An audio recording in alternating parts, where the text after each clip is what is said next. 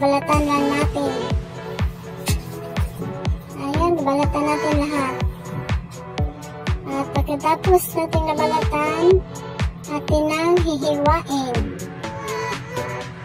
Ayan, pinaplastar ko muna bago tayo mag-umpisa paghiwa. Ayan, hiwain natin ang saging.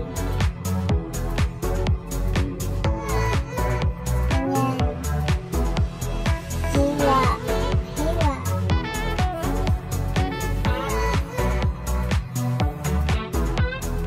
At naghanda na ako dito ng lumpia wrapper.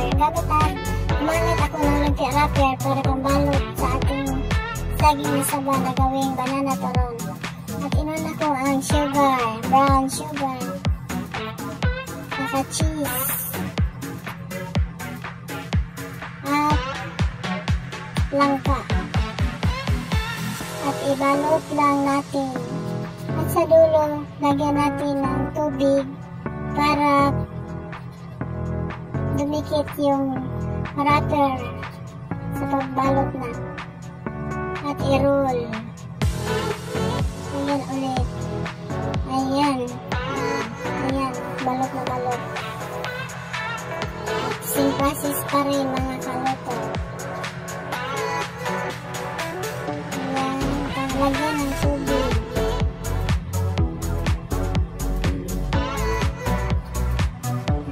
Ayan. Then, ibalot.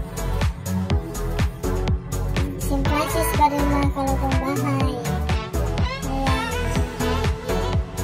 Pwede, ang tubig yung ginamit ang tubig, pwede yung lagyan ninyo ng sugar para kung maalat yung wrapper, ano lang sa sugar. Pero ako, tabang naman yung wrapper ko, kaya hindi ko nilagyan ng sugar ang tubig na nilagay ko sa dulo ng wrapper.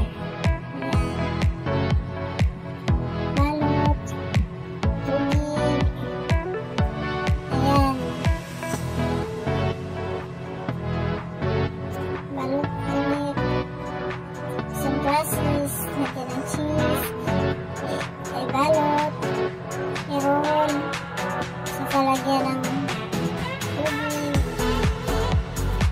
Ayan. Hala, nakalimutan ko. Wala ko ng wrapper.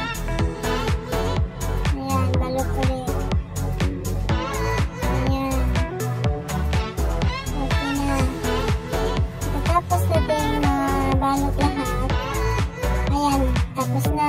Naghanda na ako ng mantika at mainit na. At ilagay na natin ang ating natapos na banana turon with langka and cheese. At dahan-dahanin na natin ilagay para hindi tayo matalsikan ng mantika dahil mainit na yun ang mantika. Ayan, at sulitin lang natin paglagay, damihan. Ayan, tuluin lang. At pagkatapos yan, pag maluto na yung isang portion, ayan, hindi napakita ang pagbaligtad. At yan, medyo hilaw-hilaw, pagligtarin natin ito.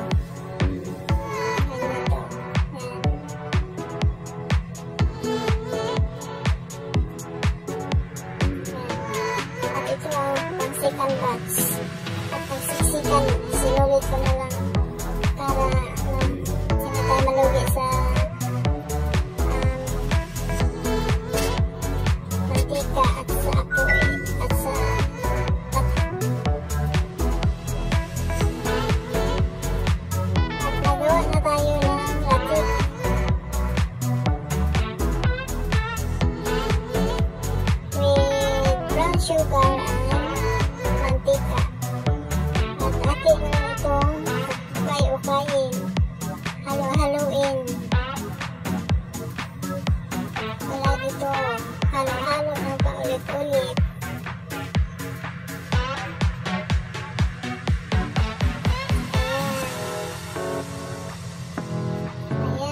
ikot-ikot, halo-halo, para madali malatik, para kakain na tayo.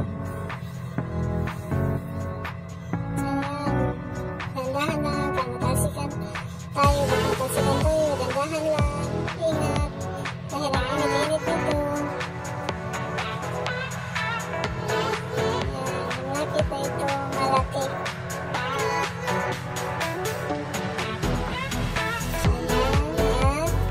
Lagay na natin ang ating banana turon sa latik. Kailangan na makuta natin lahat yung bawat isa.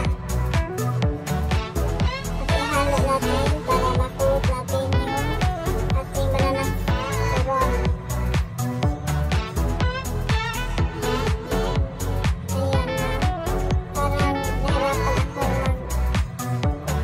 kasi siksikan eh. Dapat dito, buti pa hindi ko nubos yun. Ito lagay ng banana turon. Hindi dapat ubusin kasi mahirapan tayo sa pag-coat.